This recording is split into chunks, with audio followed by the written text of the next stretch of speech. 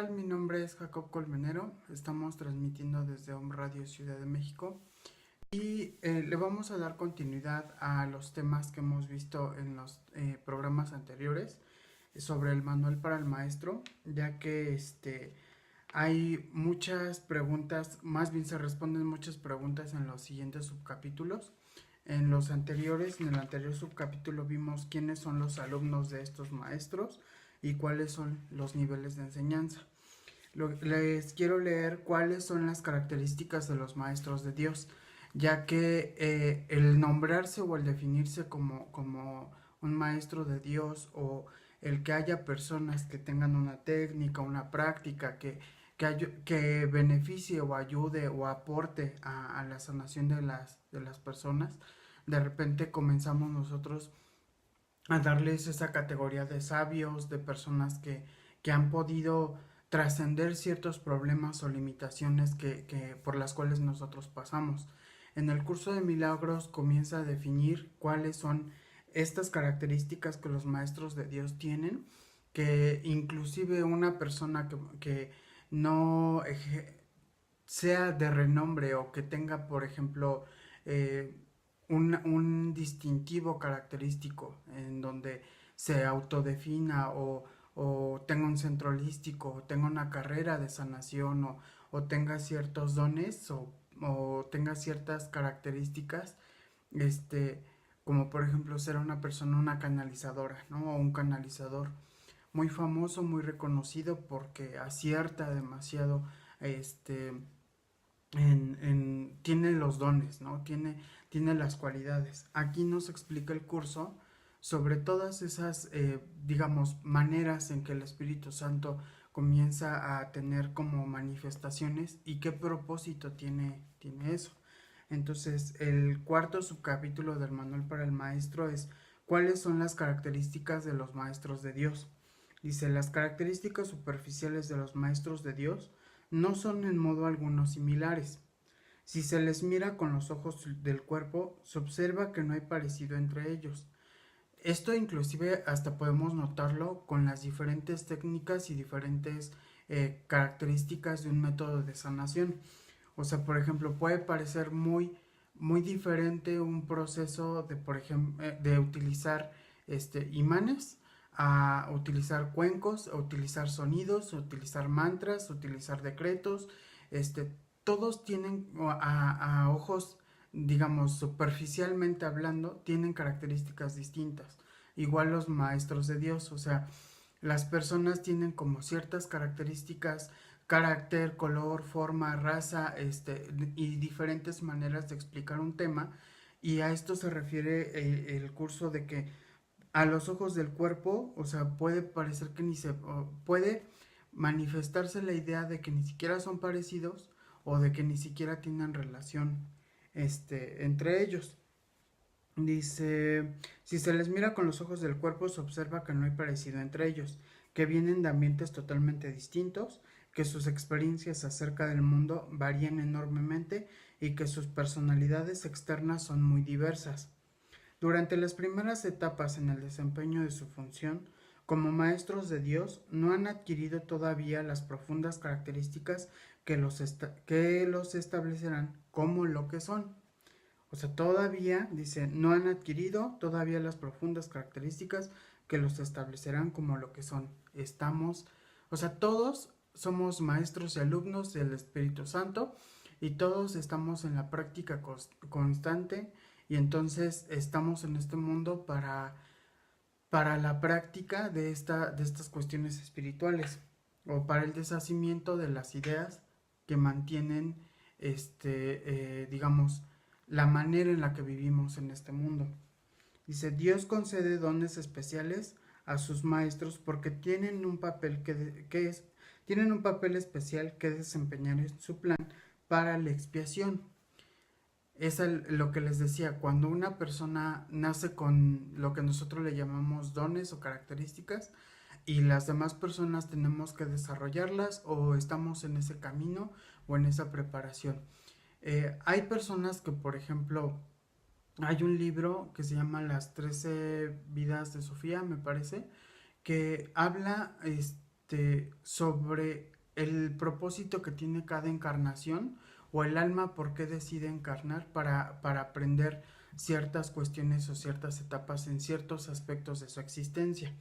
Entonces, hablando con los maestros, digamos, esta persona llega a hipnosis, el resultado de estas hipnosis son este libro, y entonces ella explica que en una vida tuvo que experimentar las habilidades psíquicas, los poderes de sanación, las visiones, etcétera, pero que en algún momento se sintió tan conflictuada el alma o tuvo tanto conflicto esta persona en esa vida por no poder sanar a uno de sus hijos, y entonces sus maestros o guías espirituales deciden que en la siguiente vida va a tener una vida más tranquila en donde no es necesario que aborde ese tema.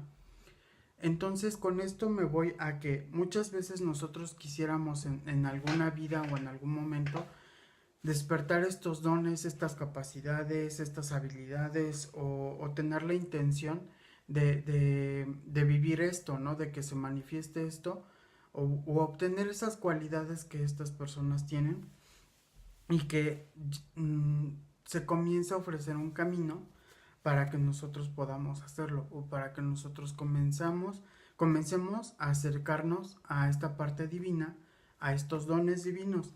Pero aquí el curso de milagros lo que dice es, todos esos dones o todas esas experiencias, todas esas, digamos, si un alma ya trabajó desde antes esta etapa o está trabajando en esa etapa de su vida, tiene un propósito de sanación a todos los niveles, en el conjunto, en la unidad, en la unicidad de que el Espíritu Santo tiene conocimiento. Entonces se utiliza como un recurso de aprendizaje, una guía espiritual, una guía espiritual para todos, de reconocer de que hay personas que pueden hacerlo, de que hay personas que tienen las habilidades y de que nos recuerda constantemente el encaminarnos hacia una vida espiritual, o sea, como mostrándonos que es real y que aparte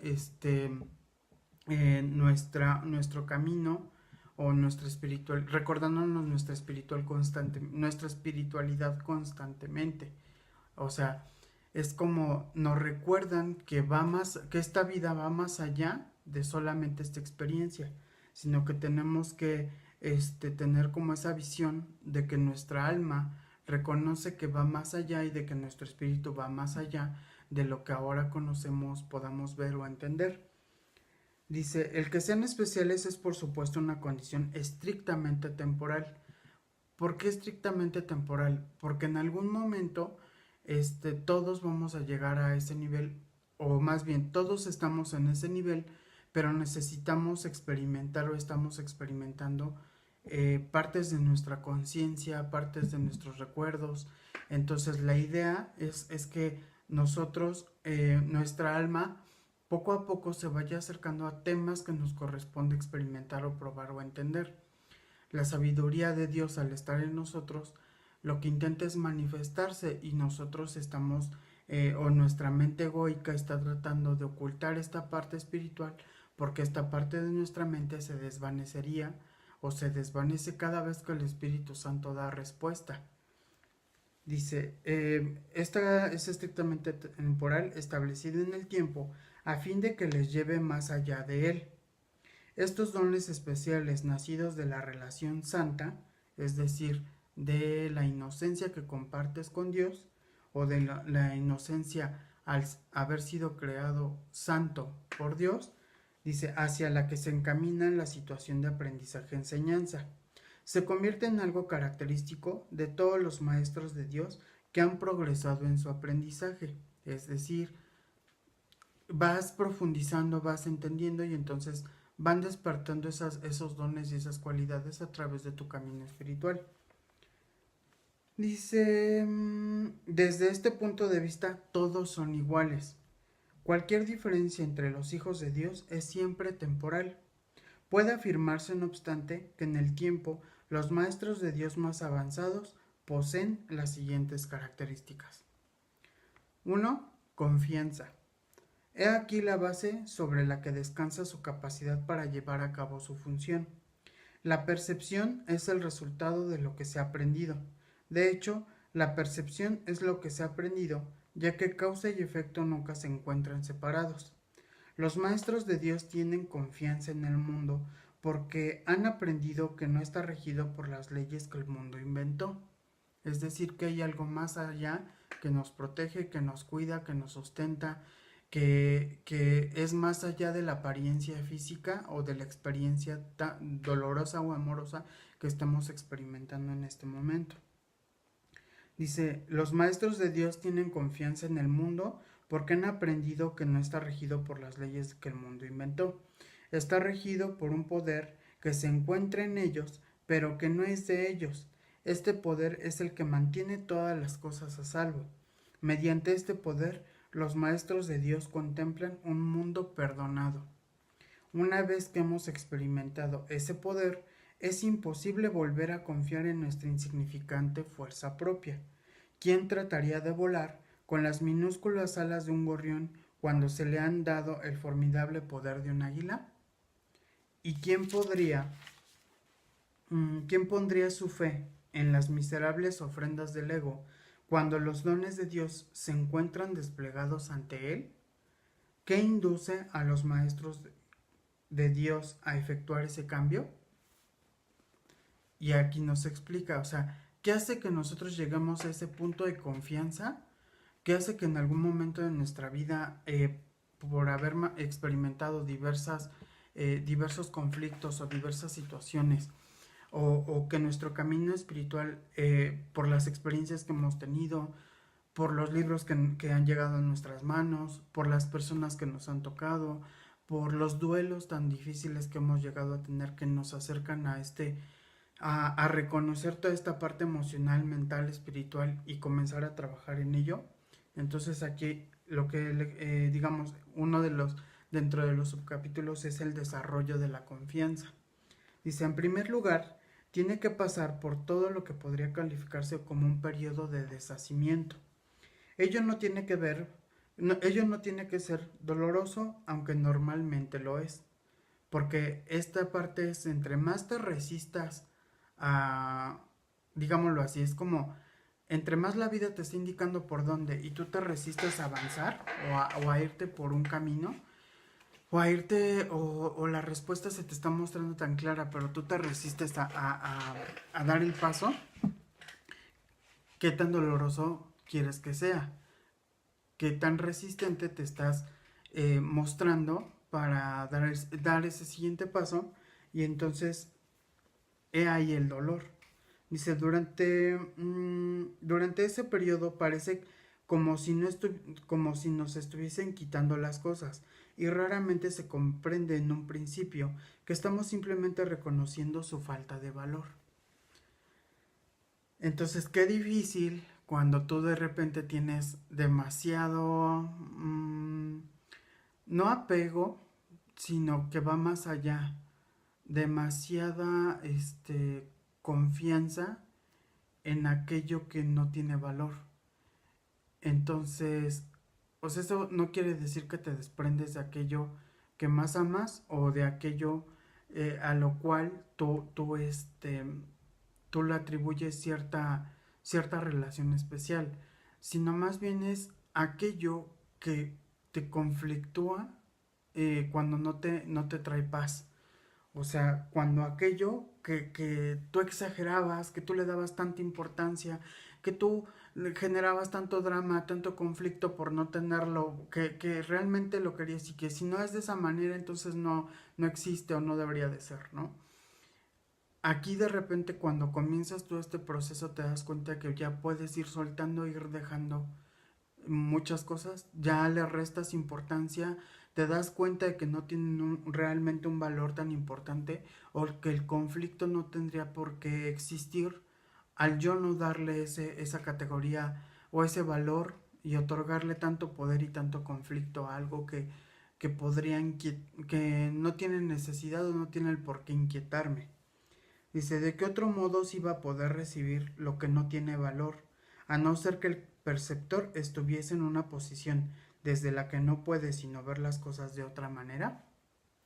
aún no ha llegado al punto en el que puede efectuar el cambio interno totalmente. Por ello, el plan a veces requiere que se efectúen cambios en los que parecen ser las circunstancias externas. Estos cambios son siempre beneficiosos. Una vez que el maestro de Dios ha aprendido esto, pasa a la segunda fase. O sea, cuando ya tú, digamos, la confianza es como esa parte de bajarle a la resistencia, confiar en el proceso, permitirte avanzar. Se oye muy sencillo, se oye muy fácil, se oye inclusive como un ABC de cómo ir haciendo las cosas, pero poco a poco el Espíritu Santo sabe tratarte con mucho tacto para que tú puedas desprenderte de aquello a lo que le otorgas tanto valor, o aquello a lo que tú lo tienes en gran estima y en gran importancia, pero que a la larga no te va a generar paz, o a la larga vas a tener un conflicto interno por no poderlo soltar. Entonces, ya que lograste como, bueno, ya que avanzaste en esta etapa, pasas a esta segunda fase. Dice, ahora el maestro de Dios tiene que pasar por un periodo de selección. Este periodo es siempre bastante difícil, pues al haber aprendido que los cambios que se producen en su vida son siempre beneficiosos, tiene entonces que tomar todas sus decisiones sobre la base de si contribuyen a lo que el beneficio sea mayor o menor. Descubrirá que muchas cosas, como si la mayoría de las que antes valoraba, tan solo obstruyen su capacidad para transferir lo que ha aprendido a las nuevas situaciones que se le presentan. Viene este periodo de aplicar o de soltar o de dejar, y entonces ya tus decisiones, lo que dice aquí, un periodo de selección. Vas seleccionando hacia por dónde, o sea, con confianza, con elegir entre el Espíritu Santo, pedir la ayuda, la intervención, nos estás como en ese vaivén. Dice, descubrirá que muchas cosas, y no la mayoría de las que antes valoraba, tan solo obstruyen su capacidad para transferir lo que ha aprendido a las nuevas situaciones que se le presentan. Puesto que ha valorado lo que en verdad no vale nada, no generalizará la lección por temor a lo que cree pueda perder o deba sacrificar. Se necesita haber aprendido mucho para poder llegar a entender que todas las cosas, acontecimientos, encuentros y circunstancias son provechosos.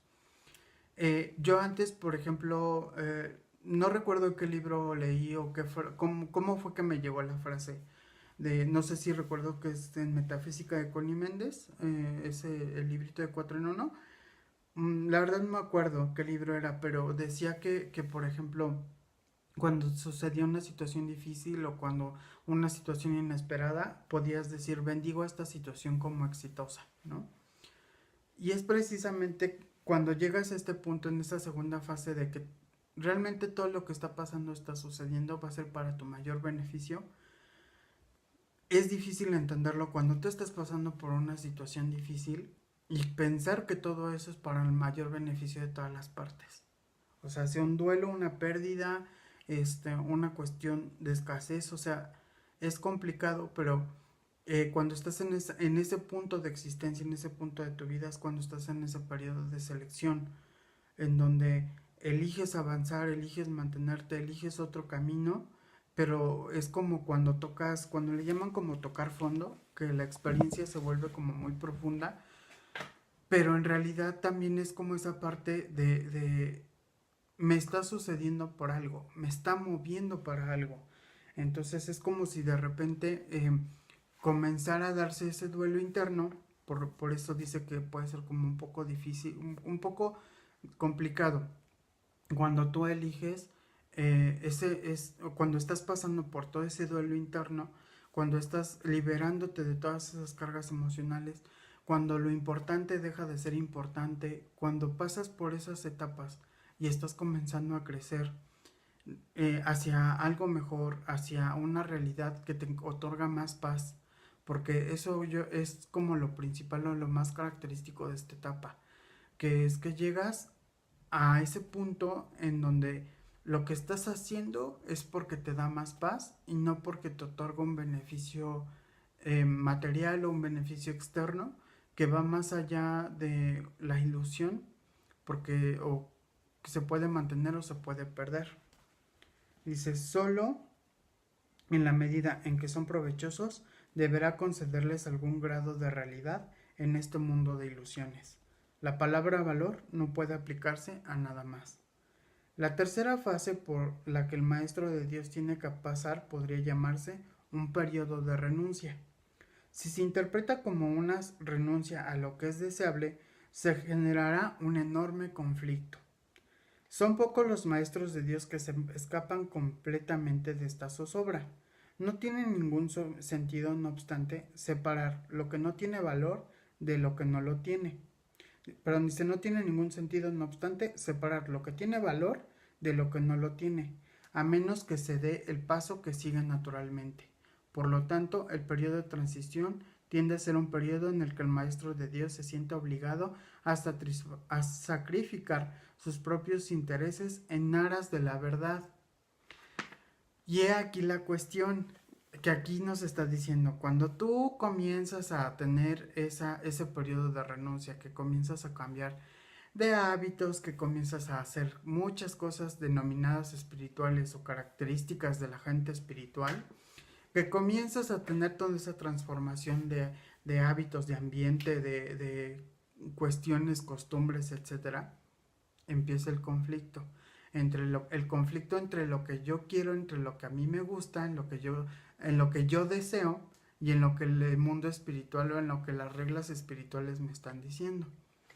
En esta parte podríamos hacer circo, maroma y teatro para nosotros querer ser más espirituales o irnos por el camino espiritual. Es ya no voy a fiestas por no ser espiritual, ya no soy juzgo porque soy espiritual, ya muchas cosas y teorías al respecto. Y aquí en el curso de milagros se explica, no tienes que cambiar tus hábitos, tienes que cambiar tus pensamientos. Entonces, de nada sirve que yo tenga hábitos super espirituales mientras mi mente no esté conectada al mundo espiritual. O sea, mientras mientras en mi mente haya conflicto, no importa si te comes lo que te comes, no sé, si te vistas como te vistas, si tengas el hábito que tengas, mientras en tu mente no haya una liberación de tu propio juicio.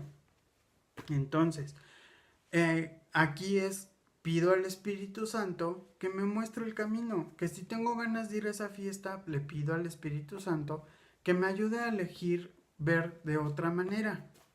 Que si me invitan de comer eso, le pido al Espíritu Santo que me ayude a ver de otra manera. Que me están diciendo, me están comentando que eso no es ser espiritual, que mi espiritualidad no es full, que unos son más espirituales de otros por los hábitos, los decretos, etcétera. Le pido al Espíritu Santo que me ayude a ver más allá de eso. Porque el Espíritu Santo no va a negar mi espiritualidad, no me va a ayudar a reconocer los propios juicios que yo tengo y por qué me duele tanto el que la gente me diga, me critique, etcétera, por ser o no espiritual, o porque lo muestre, o porque no lo demuestre, o porque lo diga, o porque no lo diga, o porque mis prácticas pueden ser espirituales o no espirituales.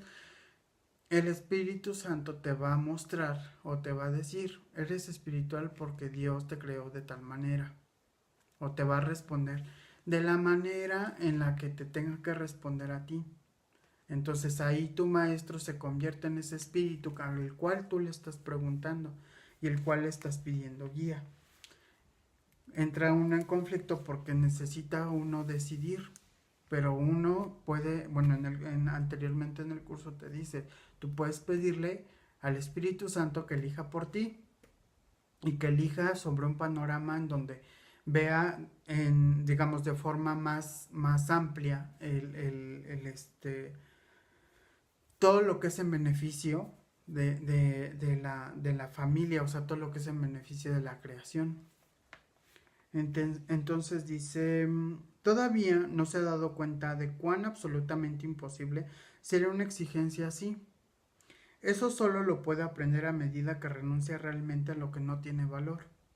Mediante esa renuncia aprende que donde esperaba aflicción, encuentra en su lugar una feliz despreocupación, donde pensaba que se le pedía algo, se encuentra agraciado con un regalo. El regalo es la liberación del juicio. El regalo es la liberación de la tranquilidad de que no tiene valor. O sea, de que no hay valor en aquello que te angustia y que te preocupa o en aquello que defines como espiritual o no. Entonces, cuando tú le pides ayuda al Espíritu Santo, te ayuda a ver con claridad y te acerca a liberarte del juicio que tienes con respecto al mundo. Entonces, ¿cómo no tener confianza de esto cuando el Espíritu Santo no te está juzgando ni te está diciendo que vas a ser menos espiritual o más espiritual o que vas a adquirir los dones del Espíritu Santo por hacer ciertas prácticas o ciertas cuestiones? Y me refiero con dones del Espíritu Santo a todas las capacidades que pudiéramos llegar a conocer como divinas, ¿no? O sea, como canalización, meditación, mediumnidad, sanación, clarividencia, clariaudiencia, no sé, inteligencia. Hay uno que se llamaba, creo, temor de Dios en la religión católica. Entonces, inclusive también el Espíritu Santo te ayuda a liberarte de ese temor de Dios. O sea, como el Espíritu Santo te ayuda a clarificar la idea de que no podrías tener temor de aquel que te creó. O a lo mejor sí tenemos ese temor por las creencias que hemos tenido al respecto, pero ahí una vez más el Espíritu Santo puede llegar a iluminar esa situación o esa experiencia y mostrarnos con claridad a qué se refiere. O sea, desde qué punto de vista, o desde dónde salió esa idea, desde dónde salió ese temor. Y pues, esta es una parte del desarrollo de la confianza. Vamos a ir a un corte, regresamos y al regresar les sigo explicando el segundo término que sería la honestidad. Nos falta otro poquito de desarrollo de la confianza en el apartado A y terminamos con eso y continuamos.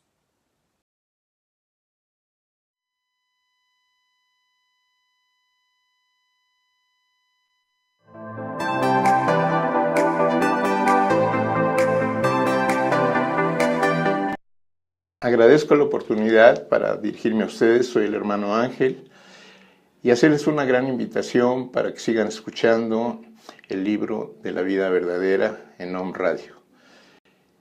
Tenemos 50 ejemplares del Tercer Testamento, el libro blanco, que es un resumen de lo contenido en 12 libros, que la sabiduría divina vino a revelar al hombre en estos tiempos tan conflictivos, tan difíciles. Esto nos va a ayudar a crear una humanidad mejor, más comprensible, más hermanable, en la que nos amemos los unos a los otros. Dense la oportunidad de seguirnos en este programa y estoy seguro de que les será de mucha utilidad. Cambiará sus vidas, hermanos. Bendiciones para ustedes.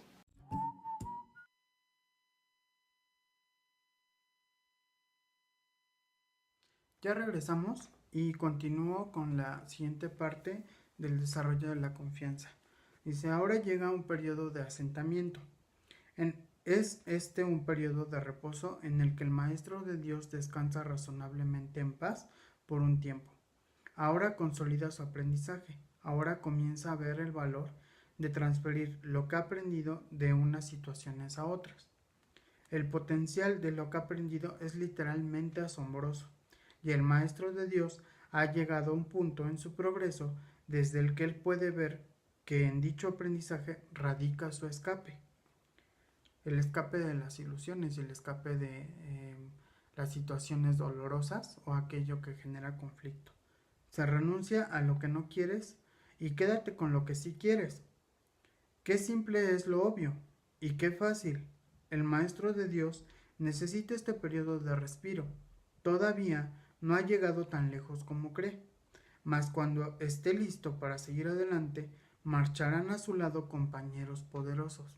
Es decir, cuando ya pides la ayuda divina, ya hay una intervención, ya está, digamos, el Espíritu Santo, los maestros ascendidos, la forma en la que la divinidad se expresa en tu vida, las personas que te acompañen. Y entonces dice, ahora descansa por un rato y los convoca antes de proseguir. Ya pide la ayuda antes de. A partir de ahí ya no seguirá adelante solo. La siguiente fase es ciertamente un periodo de inestabilidad. El maestro de Dios debe entender ahora que en realidad no sabía distinguir entre lo que tiene valor y lo que no lo tiene.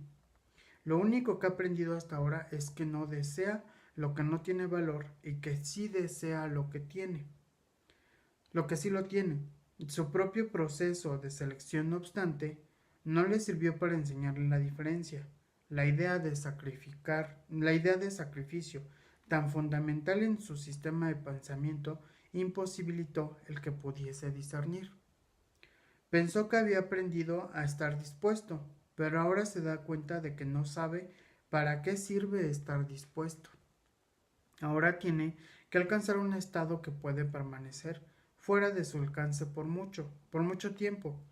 Tiene que aprender a dejar de lado todo juicio y a preguntarse en toda circunstancia qué es lo que realmente quiere. El deseo genuino de la paz. O sea, realmente qué quieres experimentar, vivir, manifestar en tu vida a través de las elecciones que estás haciendo.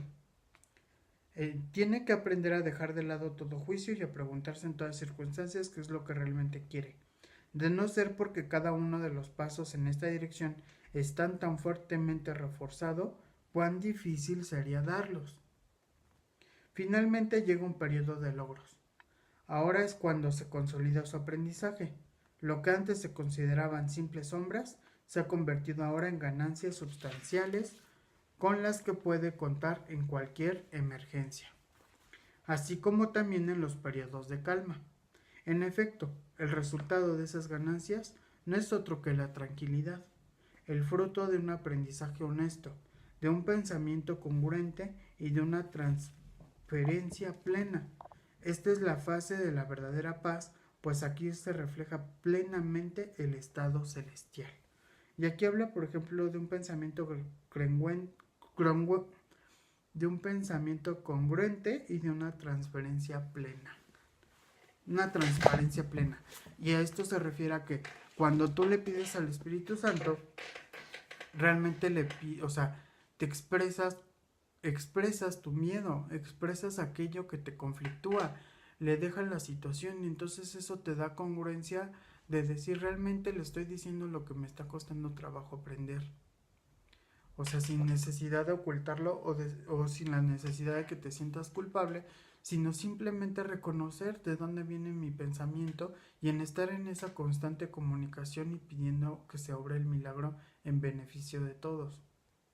Entonces, cuando ya estás en este punto de tu vida, llega esa plenitud, llega esa tranquilidad y como dice aquí, puede contar en cualquier emergencia, así como también en los periodos de calma.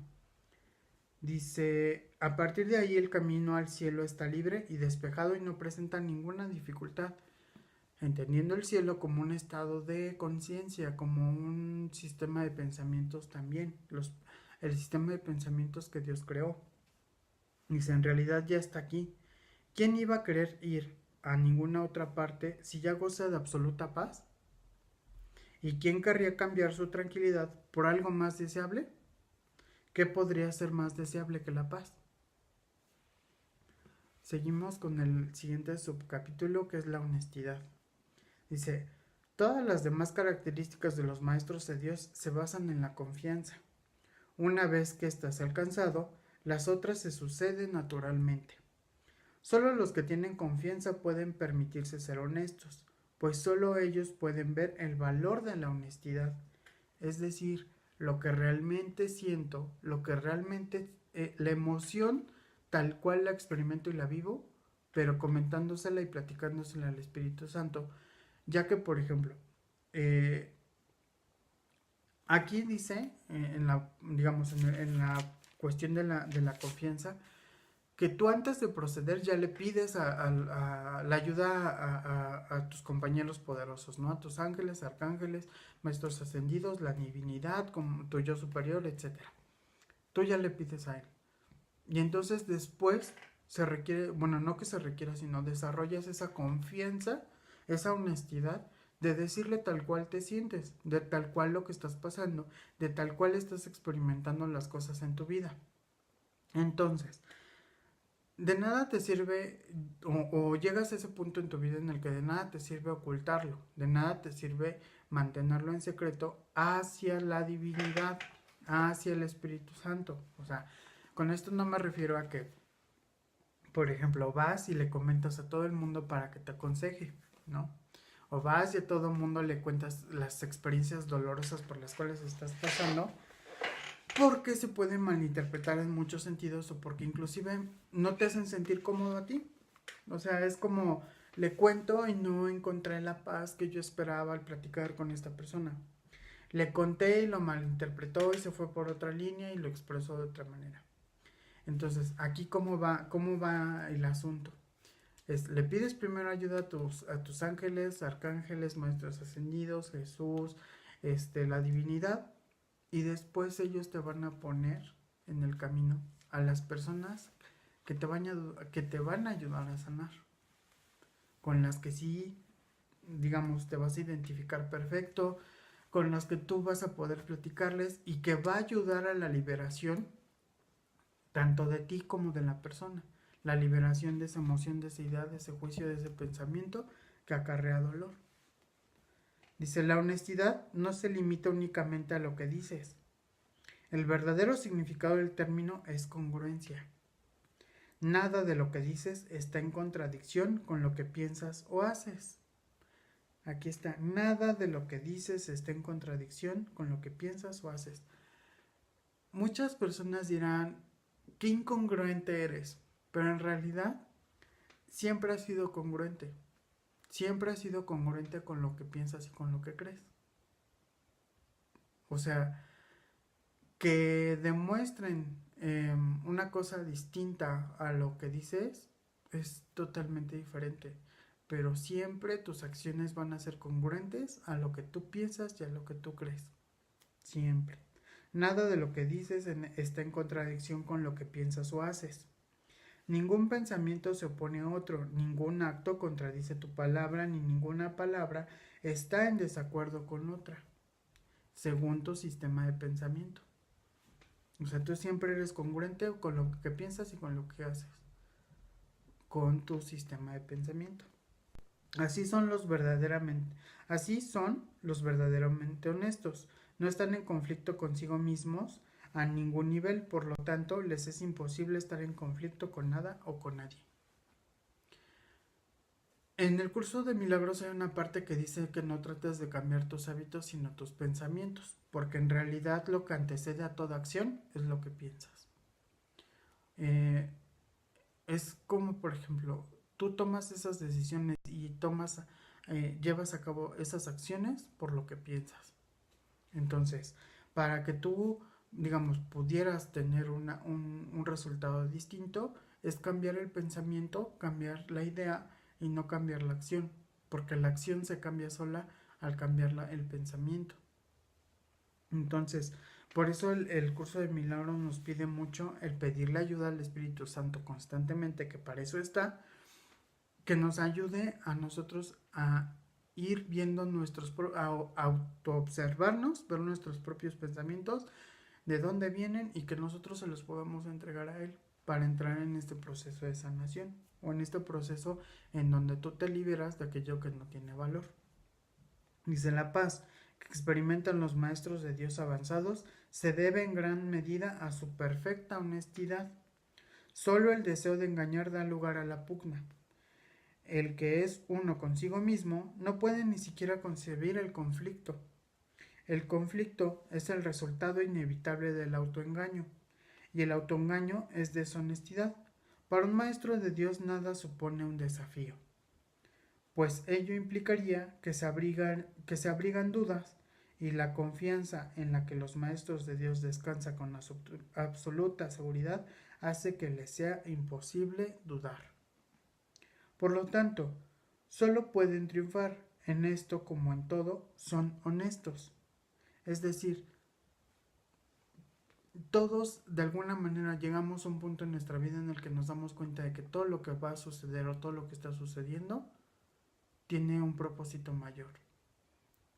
tiene una cuestión de que posiblemente no lo esté entendiendo ahorita en este momento, o posiblemente ahorita esté en este estado de paz, de tranquilidad, ¿no? Y seguiré avanzando, ¿no? En cuestiones de mi vida o en cuestiones de nuestra vida en donde pueda haber conflicto. Pero sabemos, o en base a todo esto que estamos experimentando y que estamos viviendo, a través del aprendizaje que nos está dando este camino espiritual, sabemos que va a tener todo un propósito mayor.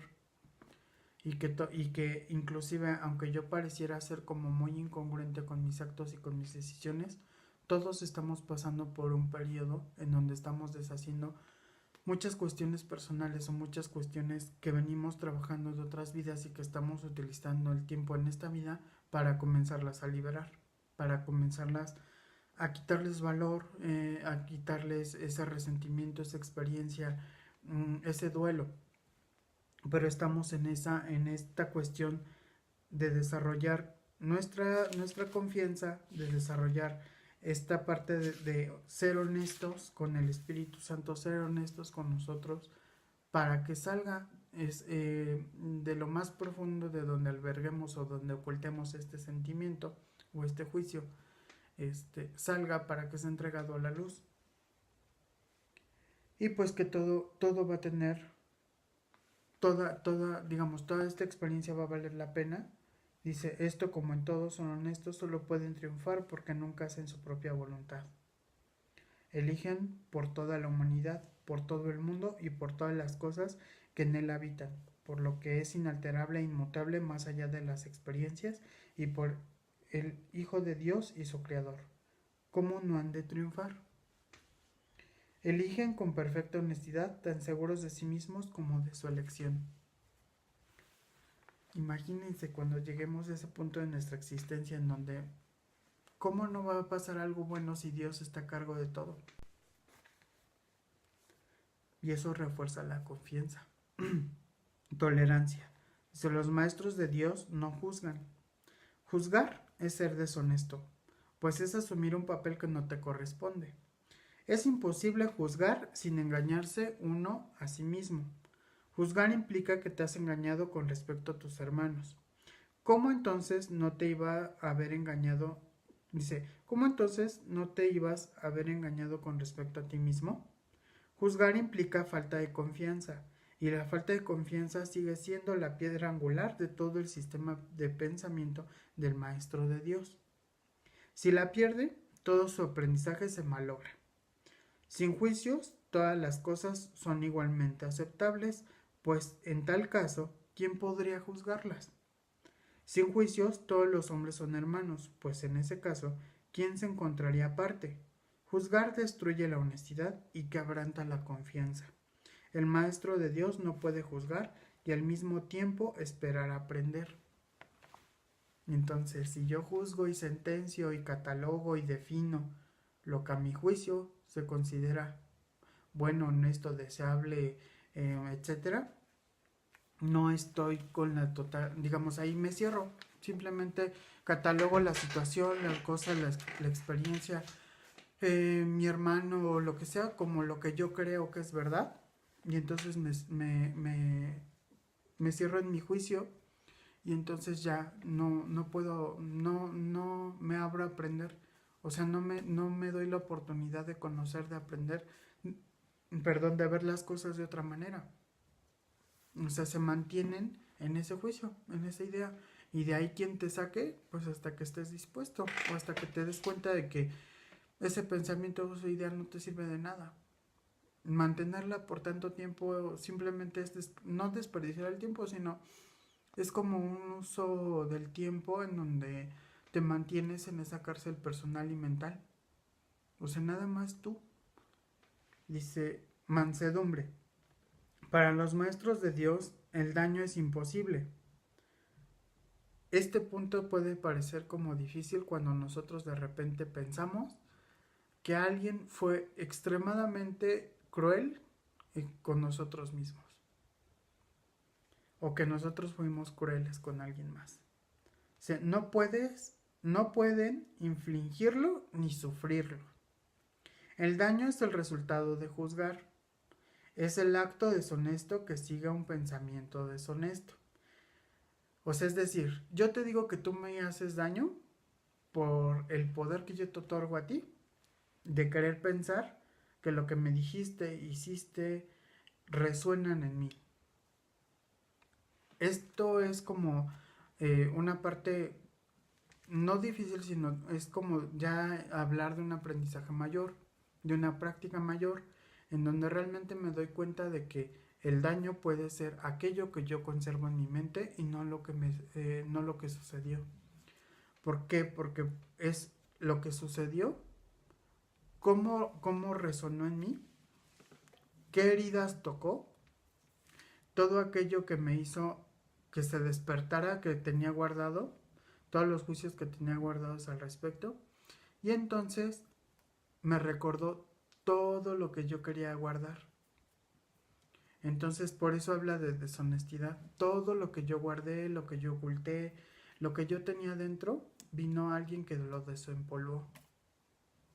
Y entonces ahí es en donde yo dicto la sentencia de que esa persona fue lo peor, fue porque me trató de una manera y en realidad es como desempolvó todo lo que ya tenía yo dentro, todos los juicios que ya tenía yo dentro.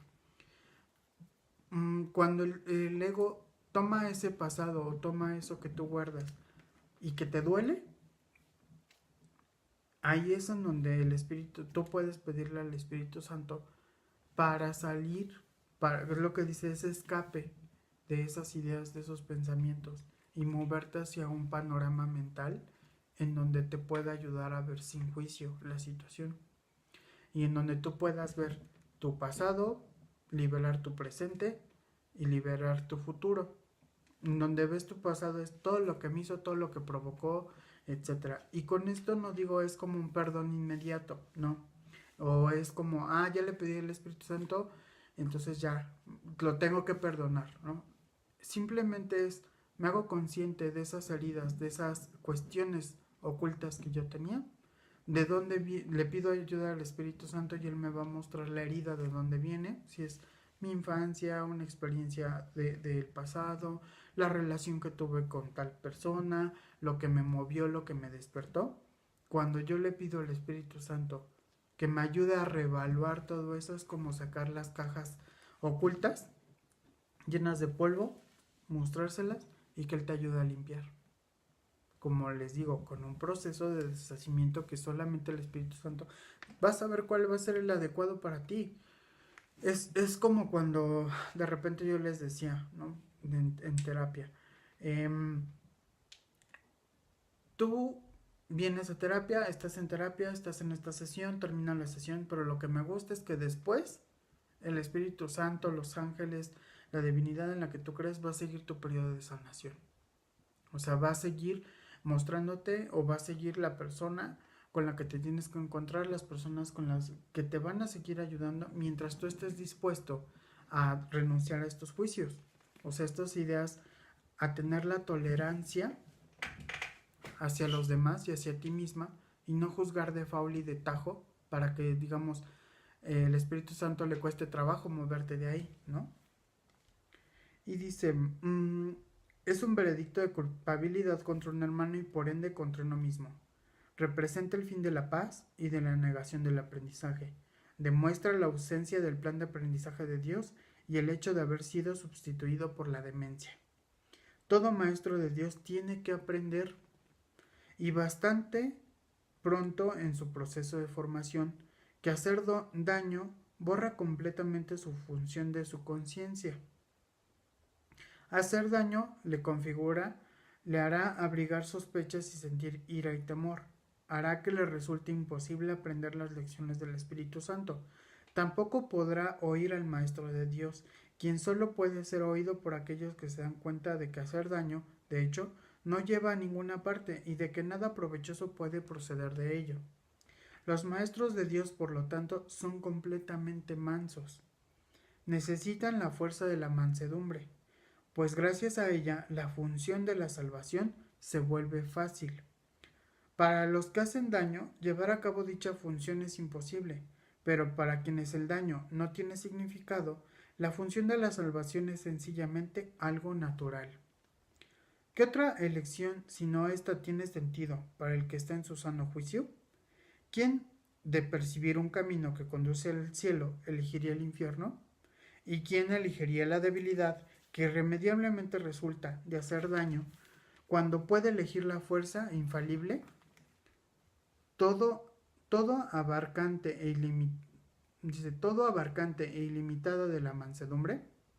El poder de los maestros de Dios radica en su mansedumbre, pues han entendido que los pensamientos de maldad no emanan del Hijo de Dios, ni de su Creador. Por lo tanto, unen sus pensamientos a aquel que es su fuente. Y así su voluntad, que siempre fue la de Dios, quedará libre para ser como es. Y aquí esta parte de la mansedumbre pensamos que tenemos que ser como totalmente disponibles, totalmente serviciales, totalmente obedientes. Y aquí esta mansedumbre es como, se refiere a que tú tengas la disposición de aprender, tengas la disposición de no enjuiciar, tengas la disposición de comprender que no puedes hacerle daño a otra persona ni hacértelo, digamos, no puedes dañar lo que Dios creó, entonces no puedes dañarte a ti mismo más que a través de tu, digamos, tú utilizamos constantemente el daño mental al recordar, al pensar, al revivir experiencias dolorosas o al conservarlas y ocultarlas. Entonces el Espíritu Santo nos pide total honestidad para entregarle estas experiencias y entonces nos pide, sé totalmente manso en comprender que todo lo que está pasando va a ser como para tu mayor beneficio. O sea, ten la disposición y la idea de que tú no pudiste haberle hecho daño porque todo habría dependido de cómo lo interpretó esa persona. E inclusive hay veces en que tú piensas que les hiciste tanto daño y las personas simplemente el daño más grande que se han hecho a sí mismas es lo que piensan ellas, sus propias heridas y sus propios juicios. E inclusive es como, no sé si han visto de repente regresiones en donde ha habido experiencias de vida en donde almas que se han hecho mucho daño en un anterior siguen juntas, en donde se hicieron daño a lo mejor al cuerpo físico, pero ahorita están sanando su relación a nivel mental, emocional, espiritual y a nivel de alma. Entonces, es como lo que dicen, toda la energía no se crea ni se destruye, solo se transforma. Entonces es todas las ideas, todos los juicios, todos los pensamientos no se destruyen, se transforman, se liberan, se deja la carga emocional, se deja el juicio. ¿Qué pasa cuando de repente estamos reafirmando tanto una idea de que estamos aferrados a actuar de una manera en la que creemos que nos va a ir bien? Y entonces cuando tú comienzas todos estos caminos espirituales, se te comienza a bajar toda esta intensidad, se te comienza a bajar toda esta rebeldía y entonces estás en total disposición de que se te muestre porque sabes que hay un resultado mejor en beneficio de todos y de que hay un resultado mayor al tú pedir que la fuente te muestre por dónde es el camino y que regreses a esa conciencia a la fuente. Entonces nosotros lo que estamos haciendo es constantemente estar en esta práctica, estar en esta intención de volverte disponible hacia la divinidad, de que no es como ahora ya no elijo yo el camino, sino elijo que tú elijas el camino. Ya he llegado a tener, digamos, por todos estos resultados o por todas estas prácticas, observar que tengo resultados al respecto. Observar que estoy notando que hay un cambio en el momento en el que yo a la divinidad le pido que intervenga. Entonces, en ese sentido, se comienzan a manifestar los milagros y comienza ese proceso espiritual y comienza a manifestarse tu divinidad en la tierra. Entonces hay una disposición, es como lo que estamos leyendo aquí, la parte de la mansedumbre. Hay una disposición, hay tolerancia hacia ti y hacia los demás, hay honestidad al comprender y entender por qué estás pasando, por lo que estás pasando, expresarle con total honestidad. Y aparte, ser honesto también esa parte que habla de la congruencia, de darte cuenta de dónde vienen mis acciones, de dónde vienen mis heridas, de dónde vienen esos pensamientos y verlos sin juicio. Ser tolerante con mi propio proceso, y eso va a hacer que sea tolerante con todos los demás, que sea tolerante. Al ser tolerante conmigo entiendo que yo estoy en un proceso al igual que mis hermanos, pero obviamente pues esto es una cuestión de práctica. Y pues mire, la próxima semana seguiremos leyendo, ya que este es un capítulo un poco extenso. Es el capítulo 4 del Manual para el Maestro. La pregunta es: ¿cuáles son las características de los maestros de Dios? Entonces vimos confianza, desarrollo de la confianza, honestidad, tolerancia y mansedumbre. Y pues fue un gusto para mí compartirles esto esta semana. Espero la próxima semana también se conecten con nosotros a través de Om Radio Ciudad de México. Y pues me despido, que tengan muy bonita semana. Nos vemos hasta pronto.